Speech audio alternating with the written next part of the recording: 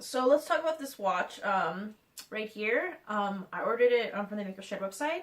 A review on this is you can see it's a bit big, so that's just the con, but everything else is, they're all pretty positive. So it's affordable. It's not that expensive. It was only $29.99. I think it's worth what you pay for. You get to do something for fun. It kills time. So right here it shows that, but you have to click it to view the time. So now it showcases the time. And you can also switch its time by going like this, clicking on it twice, and then it'll start switching its number. Look at it change. It goes faster too.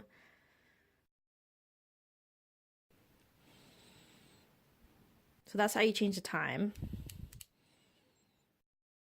It was fun soldering. Would I buy this product again? I think I would. It would be fun, and I would also buy it as a gift for someone who's also interested in soldering. So yeah, it's well worth its money. It was a lot of fun to construct and put all the components all together. And I think it's really cool, but it's still a little too big, but oh well, people notice it right away and it generates a conversation. So yeah, that's my review on this product. I hope you enjoy. I almost forgot to say this, but thanks for watching and have a great day.